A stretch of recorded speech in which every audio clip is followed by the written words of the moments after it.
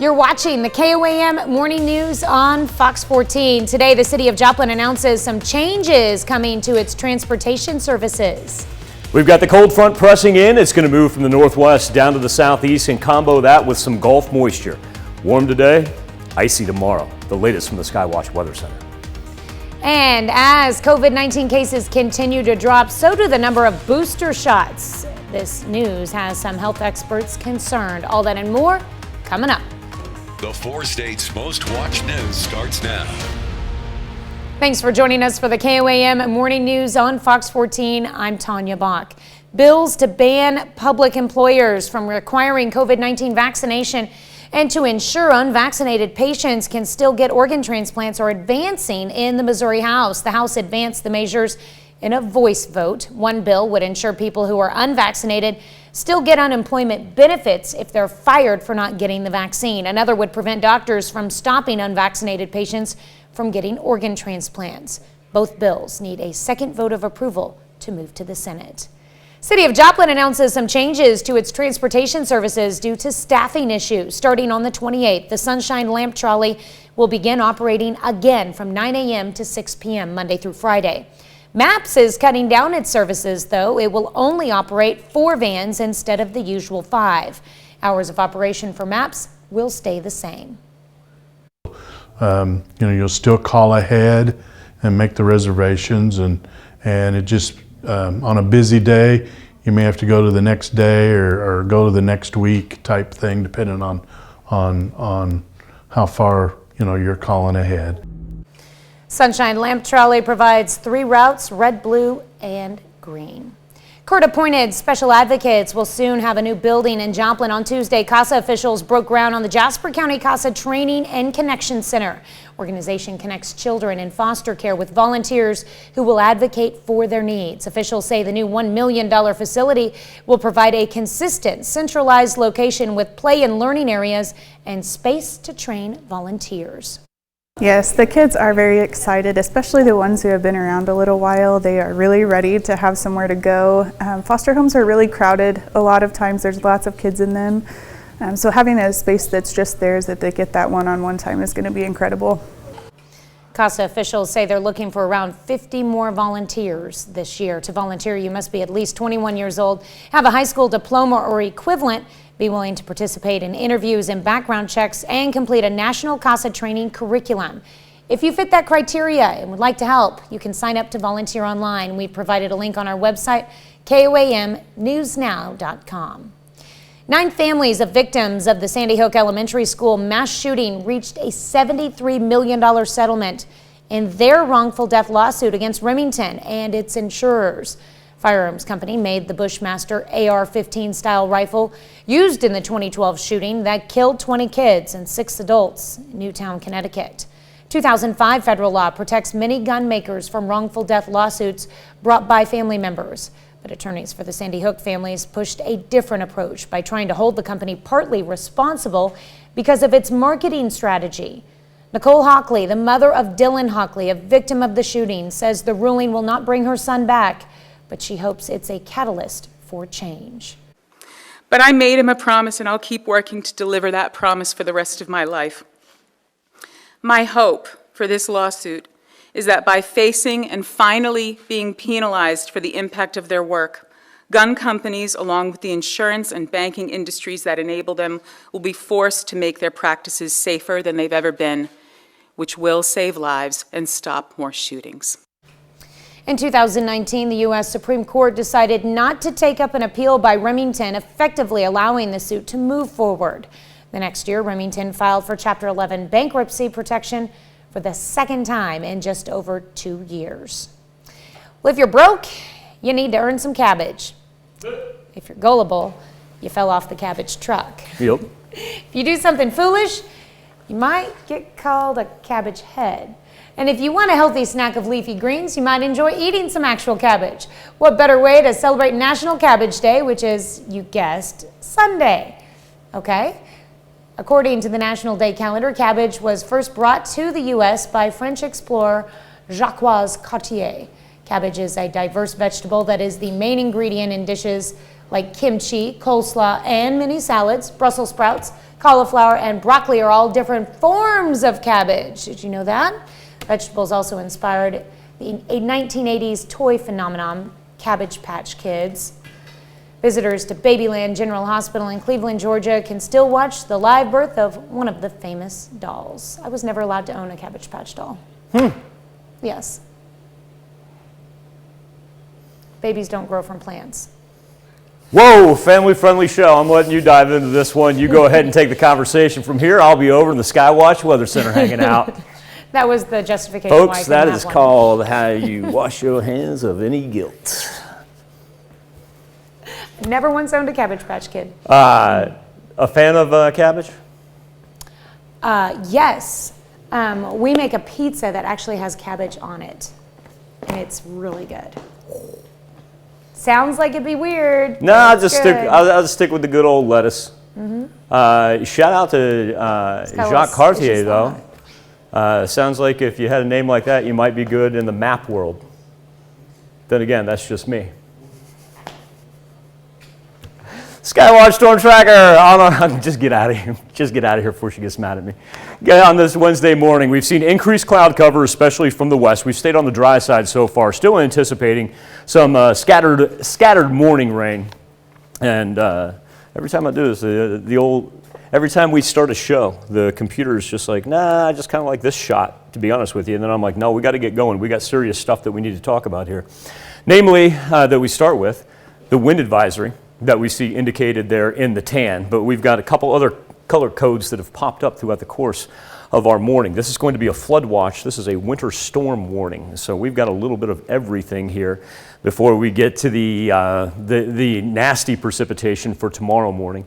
Wind gusts coming in. We've been as high as 46 miles per hour at Joplin Regional Airport. Is feeding us very warm temperatures, though. Look at that slew of 60s running from southeast Kansas down into Newada. High 50s throughout southwest Missouri. Miami sits at 57 as well. There's your cold front. We got the Gulf moisture moving up, so we've got a collision course that's going to take place. It'll really develop just to the northwest of us, but we will start with thunderstorm activity before it flips over into the freezing rain and eventually the snow for Thursday. Weather trend for this afternoon, not too bad. Even with some light scattered precip, just going to amount to raindrops. Yeah, I'd grab the umbrella because you're probably going to want it, especially by the time we get to tomorrow. Let's talk first temperatures. So by the time we get to tomorrow morning, the front rolls through. Single-digit wind chills really is what's going to dominate. Now let's talk about our precipitation. Flood watch along and south of I-44, and that also includes a couple counties just to the north of I-44. You have to remember, you have to have one color expire before the other one actually wants to kick in. But I want to point that out as well, because one of those counties is Jasper County indeed. After we develop our line of thunderstorms here for tonight, we'll see everything drop from northwest down to southeast, so heavier rains here. And then pre-sunrise tomorrow, the freezing precipitation in the pink, and then we'll add another 1 to 2 inches of snow on top of our ice accretion by the time we get into Thursday afternoon. So it's going to be a little bit of a mess tomorrow. Just want everybody on their toes. Let's plan accordingly right now, because after we get through Thursday, definitive light at the end of the tunnel with the weekend already raising back into the 50s and 60s, Tanya. All right, thanks, Michael. Coming up, our guests from Farms are coming back in studio to talk about an upcoming workshop you don't want to miss. And later, just how tall is the tallest teenager in the world? Stick around, we'll find out. You're watching the KOAM Morning News on Fox 14. Welcome to Sonic. May I take your order? Dr. Robert Califf has been voted to serve as Commissioner of the Food and Drug Administration for the second time. He won confirmation in the Senate in a narrow 50-46 vote that was not along party lines. 6 Republicans voted for him while 5 Democrats voted against. A key opposing voice belonged to Democratic Senator Joe Manchin, who said Califf is too tied to the pharmaceutical industry to head the FDA. Califf is a cardiologist who has already headed the agency once before with much less opposition. The Senate approved him with an 89-4 vote during former President Barack Obama's final year in office. Califf stepped down shortly before former President Donald Trump was sworn in. As daily COVID-19 cases continue to drop, so does the pace at which people are getting booster shots. And it comes at a time when mask mandates are being lifted across the U.S. Mandy Gaither explains why that's raising concerns for some health experts. The pace of new COVID-19 booster shots now at an all-time low in the U.S. as many pandemic precautions are being rolled back in cities and states. We're not where we want to be with COVID hospitalizations, but the trend is definitely in the right direction. The latest CDC data shows about 64% of the U.S. population is fully vaccinated. About 28% have received a booster shot. Among those eligible for a booster, less than a third who originally got the Johnson & Johnson vaccine have been boosted, compared with 52% of those who received their initial 2 doses of Moderna and 47% who got the Pfizer vaccine. We certainly, I think, have reached a point where there aren't going to be a lot of people voluntarily kind of seeking out vaccines.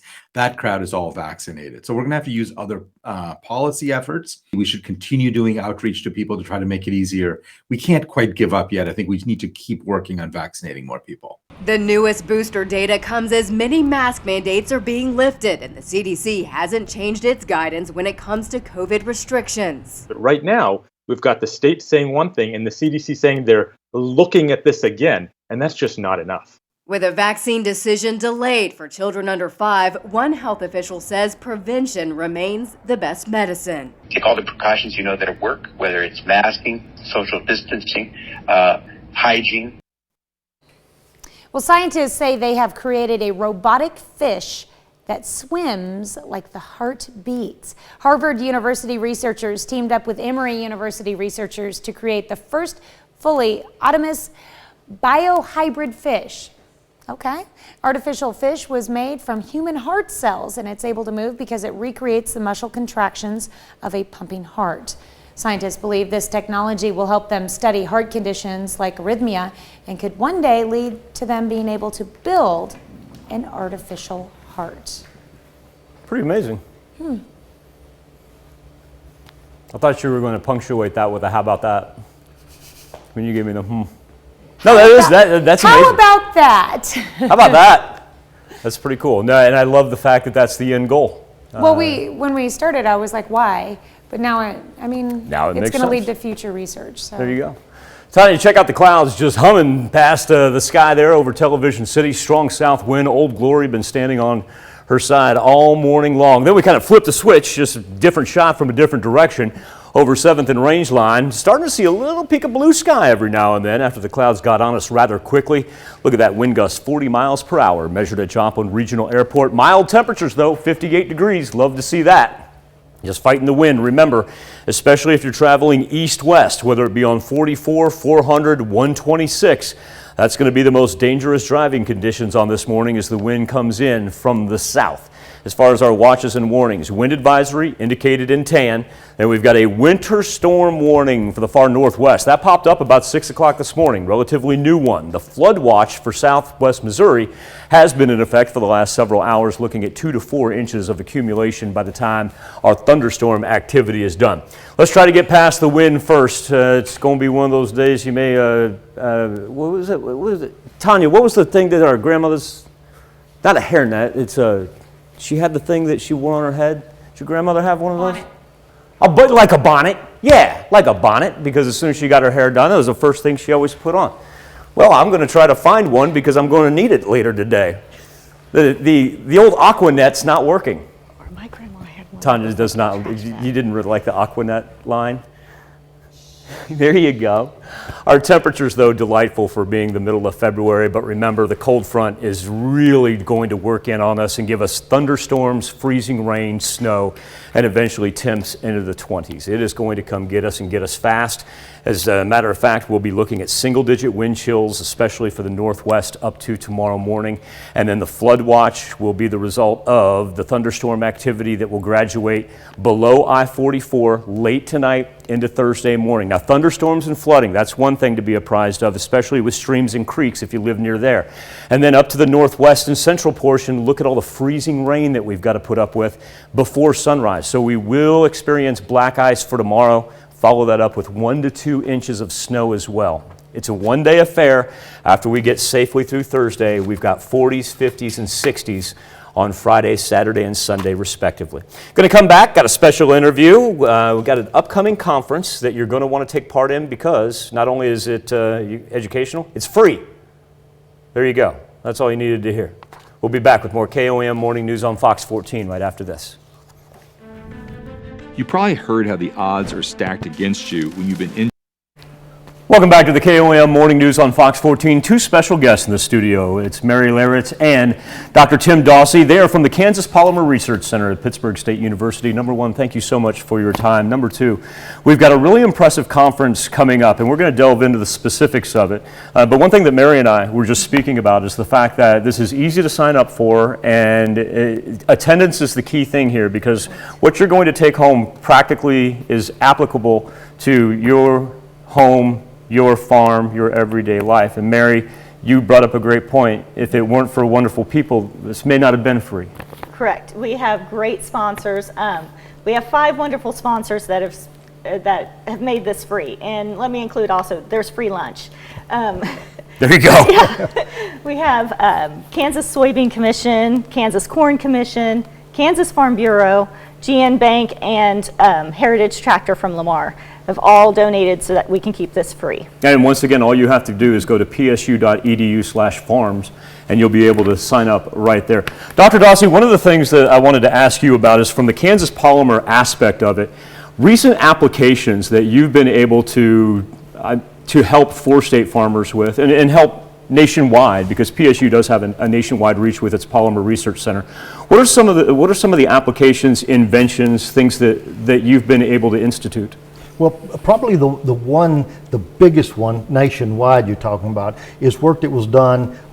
We jointly shared the Presidential Green Chemistry Award with Cargill with the development of a foam material from soybeans, made from soybean oil. That now it was introduced in the Mustang to begin with, then the Ford Escape.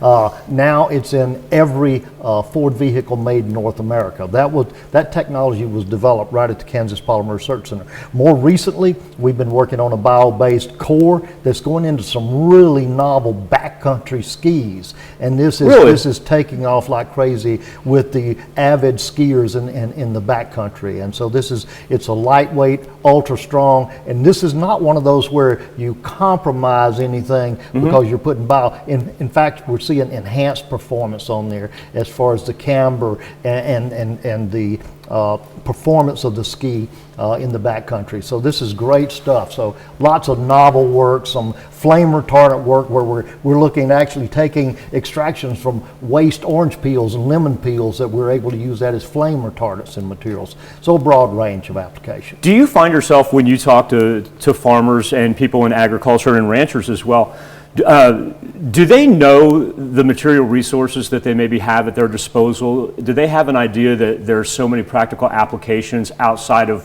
what they're so used to? I don't think they do, and it's not just the farmers and ranchers. It's most of us around. I mean, very few people know we've got. We've have 3 of the leading scientists in the world in the area of bio-based polymers. I don't think people realize this. This was for 25 years we've been working in plant-based materials, animal. One of the things we looked at recently for animal processing issues is the waste materials. We were actually able to take renderings from the fat from the waste products on here and make some excellent foam just to demonstrate the type of thermal insulation that you would spray into construction and so forth. So these are the kind of things that and the important part here is not so much what the farmers might take away directly from this meeting, it's what they bring, because we the scientists and researchers, we don't know the daily problems getting on that tractor every day and herding this cattle every day or the dairy.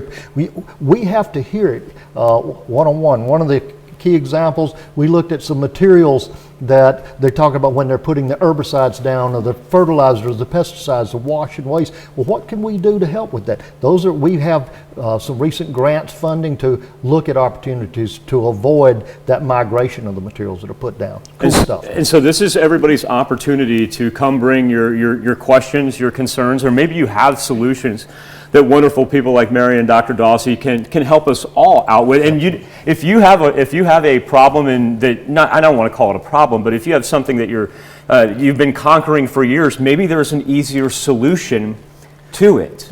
It very well may be. And one of the reasons that the researchers from Virginia Tech, from Arizona State, from across the nation are coming in here is because, if we can identify and solve problems for our farmers and producers in this region, that's going to affect all across the nation. They have similar problems there as well. So there is huge interest in this, and this is really building momentum. This is our second farms, and we're really getting a lot of activity in there. And it's such an excellent opportunity. Mary, I'm going to let you give us the lowdown once again about, number one, kind of our schedule, but also two, how we take part and how we sign up. Okay, so you can sign up by going to pittstate.edu/farms, farms with an S, and then you can, our schedule is Wednesday evening reception at the Kansas Polymer Research Center in Pittsburgh, and then Thursday is an all-day, 8 a.m. to 4 p.m. get together and workshop in Parsons at the Southeast Research and Extension Center there. And then Friday is a half day for the scientists at Block 22 back in Pittsburgh, just to kind of digest and talk about what they've learned from the farmers. Hey, and ranchers. get to know other people as well. You may run into people that have similar issues and similar solutions. Right, right. Yeah. And that's one of the things I would interject if I have just a moment on there, Dr. is that we are only asking for these farmers. We know they're busy. We know their time schedule. We put it at the end of February to try to catch between spring and winter issues as we got maybe a little downtime. We know they're busy. We're only asking them for one day, really. They're more than welcome to the reception Wednesday evening. If they want to sit in with the scientists on Friday morning, they're more than welcome with that. But the big session is that one day. If you can give us one day Thursday, come there in Parsons and just unload on us, literally just give us the issues that you face. That's the value of this. Dr. Dawsey, Mary, I want to thank you so much for your time. And once again, like Mary said, thanks in part to those 5 fine sponsors. All of this is free to everyone throughout the 4 states. Thank you very much. Thanks so much. Thank you. We'll be back with more KOAM Morning News on Fox 14 right after this. It's High Winds Casino's 80,000 watt giveaway. What? Yes, watts. Be at High Winds with some serious gaming entertainment. Details at highwindscasino.com. It's time to honor today's 4th state hero, Warren Nycomb, a ranger from Anderson, Missouri. Nycomb served in Vietnam and was a highly decorated veteran. Among his many awards, Nycomb received the Army Commendation Medal, the Silver Star, and the Valorious Unit Award. To Warren Nycomb, we thank you, today's 4th state hero. Lots of teenagers like to reach for the stars, metaphorically speaking. But there's a basketball star in Florida who has a slight height advantage. As Kyle Berger reports, he's made it into the Guinness Book of World Records. IMG basketball player Olivier Rioux always seems to be the center of attention. It's not something you can hide from. You can't put on a hat and not be 7'5" anymore. You heard right. Ollie is 7'5", and at 15 years old, he stands as the tallest teenager in the world, according to the Guinness World Records. My mom is 6'2" and my dad is 6'8". Height runs in the Canadian big man's family. Here's his size 20 shoe next to my humble size 10. When I was 10, 11, 12, I started going and it was getting fast because like every week I was like getting I was like taller than every kids in my school. At 7'5", Ollie is a giant on the basketball court, and of course, that has its advantages. Ollie is not just big, he's talented. He's a phenomenal passer. He can shoot the 3 and finish at the rim. First-year head coach Jeremy Schiller's goal is to maximize his potential. The biggest thing when you first meet him, you're concerned is he skilled? Can he move? What's his motor like? Does he like basketball? Those are the things you're nervous about when you're meeting a 7'5" kid and starting to work with him. And the first thing is he loves basketball. So that's huge because some kids are just tall and people make them do it. Rioux is proof that embracing what makes you unique can help you reach new heights. All right. It's only fitting that the tall anchor here at KOAM got to introduce that story. Hope he goes far. Another half hour of news and weather is just ahead. Coming up on the KOAM Morning News on Fox 14. Remember the commercial during the Super Bowl with the QR code bouncing around? Well, the ad worked so well it crashed the advertiser's website. We'll explain. And Charlotte Copley plays Ted Kaczynski, otherwise known as the Unabomber, in the historical crime drama Ted K. You're watching the KOAM Morning News on Fox 14. We'll be right back. Good luck trying to find a farmer that won't farm. That's what farmers do, right? They farm. The 4 states' most watched news starts now. Welcome back to the KOAM Morning News on Fox 14. It's currently 7:34. Let's take a look at today's top stories. Abortion providers in Oklahoma, Kansas, and Missouri say they're continuing to see a dramatic increase in women coming from Texas who are seeking abortion services. Operators of 2 abortion clinics in Oklahoma say they've seen a huge influx in the number of women coming from Texas. Trust Women officials say the company's Oklahoma City clinic went from seeing 12 Texas patients in August to 130 in September after Texas passed the most restrictive anti-abortion law in the U.S. in decades. And an official with Planned Parenthood Great Plains says they went from seeing about 50 patients from Texas at their clinics in Arkansas, Kansas, Missouri, and Oklahoma in the fall of 2020 to more than 1,000 last year. Bills to ban public employers from requiring COVID-19 vaccination and to ensure unvaccinated patients can still get organ transplants are advancing in the Missouri House. The House advanced the measures in a voice vote. One bill would ensure people who are unvaccinated still get unemployment benefits if they're fired for not getting the vaccine. Another would prevent doctors from stopping unvaccinated patients from getting organ transplants. Both bills need a second vote of approval to move to the Senate. Joplin's Wildcat Glades is getting some help teaching the next generation an appreciation for nature. The Jasper-Newton County chapter of 100 Women Who Care gave Wildcat Glades close to $3,000 to buy tools for conservation education. The nonprofit Wildcat Glades Friends Group offers nature trails, resources, and education programs. And what a privilege it was to be able to sponsor them. They do so much for our community, and they're a drawing force here just to get people outside and give them a taste of nature that they don't always get at home. The Jasper-Newton chapter of 100 Women Who Care says since its formation in 2018, it's given about $35,000 to charities.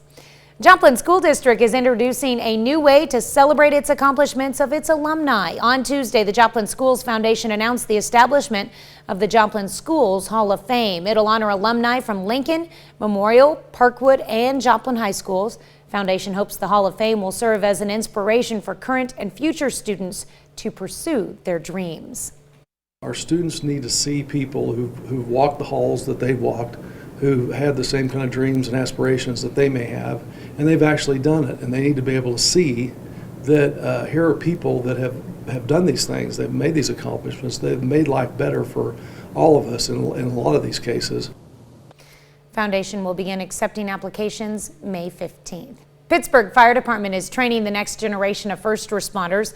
The department is hosting a 6-week academy to show recruits what a day in the life of a firefighter is like.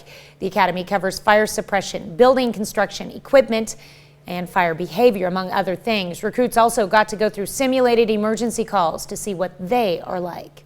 We want to put them in an environment where we can coach them to success. So we challenge them every day to come to recruit school. We make it very clear that this is a pass-fail environment. Officials say the academy gives students the tools they need to get a firefighter certification.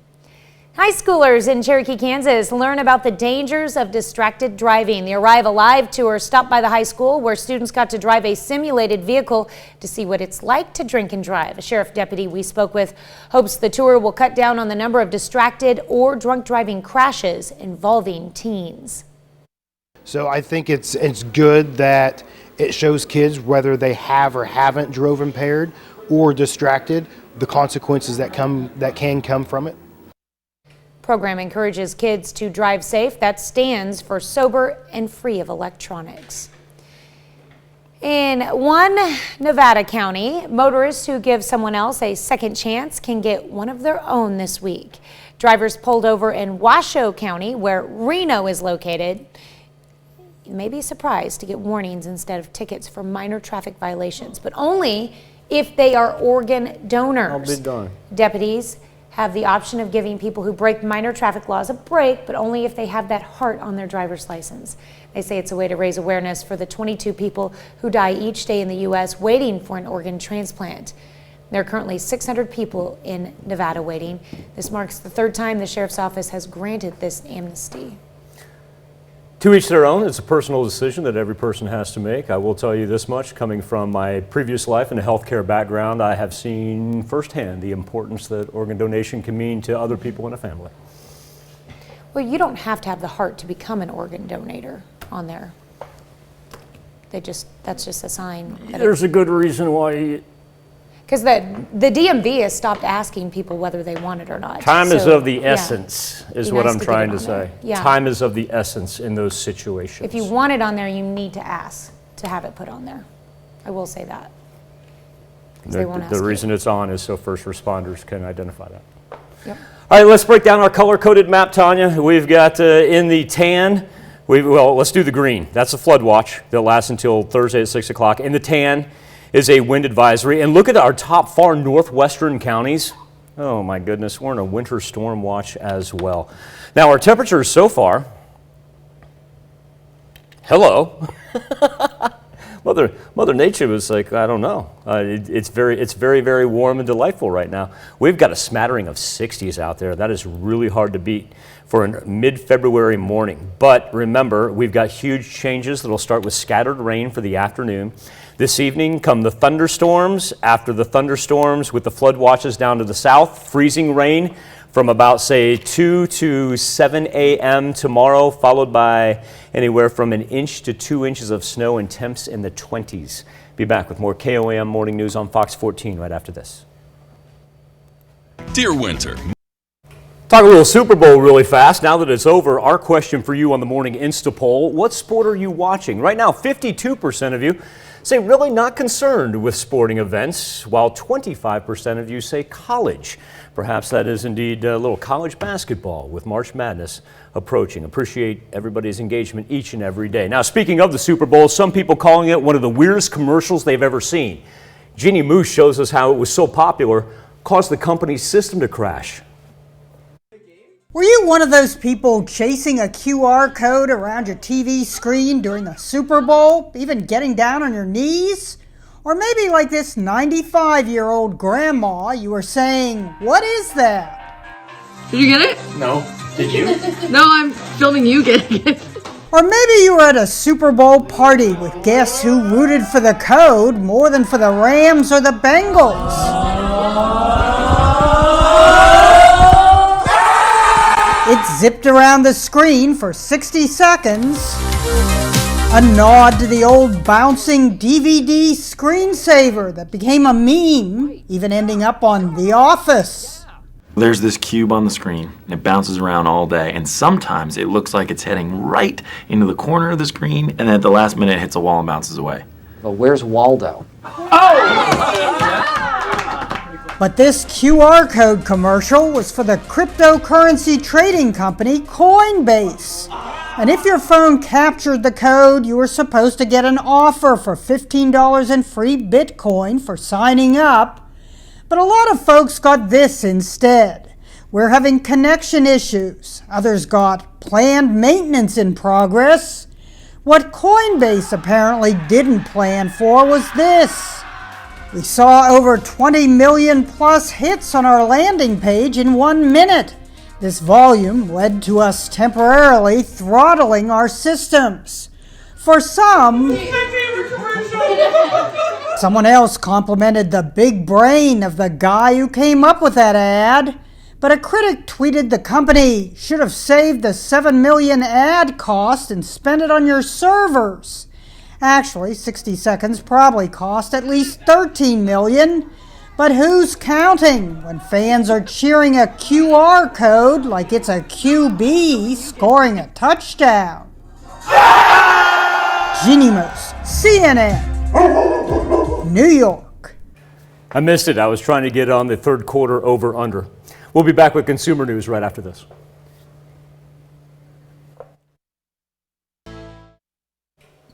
Gas, homes, and cars could cost even more soon. Supply chain issues have led to price increases already. Amy Kiley reports if Russia further invades Ukraine, you might start paying even more. The forces the Russians have massed, they could launch at any point. Ukraine might be far away, but a further Russian invasion there would probably cost you money here. That's because it's not so easy to export goods from a war zone. Here are 4 ways a Russian attack on Ukraine could affect you financially. 1. You might have to pay more for gas. Russia is the world's second largest producer of oil. Prices are already spiking. Some analysts say conflict in Ukraine could send them over $100 a barrel. Prices haven't been that high in 7 years. 2. Global food prices could increase. Russia is the world's top exporter of wheat. Ukraine produces wheat and corn. If any conflict which disrupts those flows will help to only tighten agricultural markets quite significantly. 3. You might have to pay more in interest on your next loan. The Federal Reserve is already hinting it'll raise interest rates. Increased inflation could add to its motivation. This is not a good situation. We have to reassure people that we're going to defend our inflation target and we're going to get inflation back to 2%. 4. You might take a hit to your stock portfolio. Markets fell Monday when the U.S. said it would close its embassy in Ukraine. Investors know the world economy is connected. The whole world has become dependent on Russian petro money. We're all going to have a fundamental rethink of whether or not the price is worth it to be so dependent on Russian money. I'm Amy Kiley reporting. We'll be right back with more after this, but first let's take a look at the market prices before the opening bell.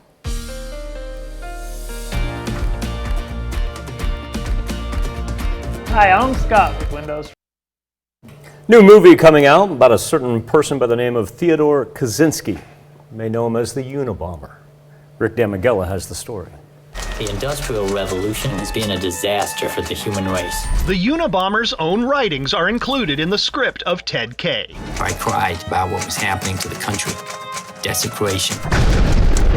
Those words influenced Charlton Copley to take the role. It was definitely one of the most fascinating and enjoyable and intriguing experiences of my career.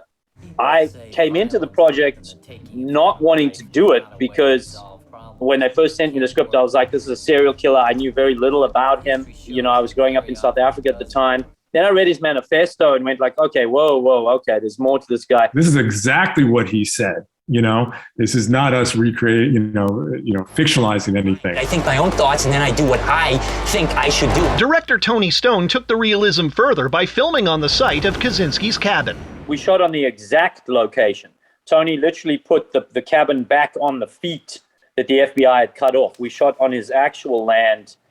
And there was a lot of stuff there. There's still his irrigation system. There was his old articles of clothing in his cellar. It was exciting to kind of approach the film sort of as this archaeological experience where we were going through Ted's artifacts, whether it's clothing or parts of a stove that we were missing that we could use on our prop stove. There's all these amazing moments every day of reliving his history. I'm still plenty angry, you understand, but the difference is that I am now able to strike back. In Hollywood, I'm Rick Damagella.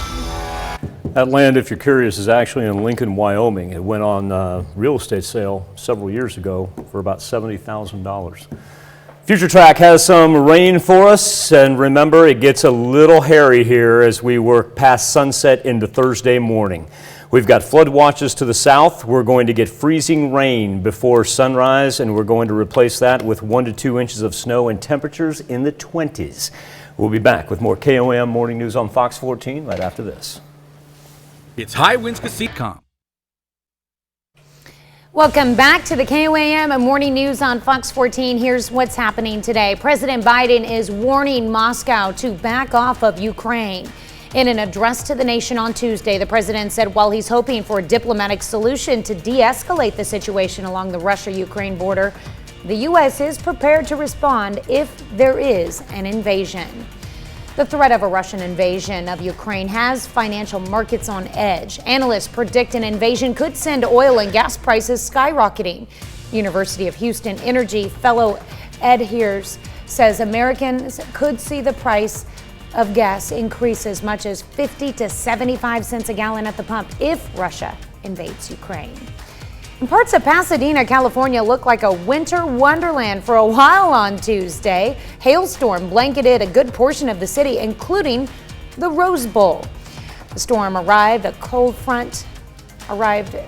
a cold front following searing unseasonable temperatures last week. Our own coming late tonight into tomorrow. Remember, thunderstorms followed by freezing rain and then eventually some snow that'll carry us through Thursday afternoon. Well, a Texas boy has been reunited with his long-lost teddy bear in Wisconsin. Aww. Stuffed animal was left behind after Thanksgiving at Milwaukee Mitchell International Airport. 5-year-old Ezekiel was tossing the bear around and it got stuck in the rafters. Oh, man. Someone found the teddy bear in January and the airport used social media to try to track down the owner. The post of the stuffed bear went viral on Facebook. 2 days later, word reached the family who'd lost the toy. Southwest Airlines flew the family from Dallas to Wisconsin, and on Tuesday, Ezekiel got his special teddy bear to take back home. That's called putting the good in your morning. We'll be back with more news and weather when we see you at noon. Have a great morning and an even better day. Area Hearing has been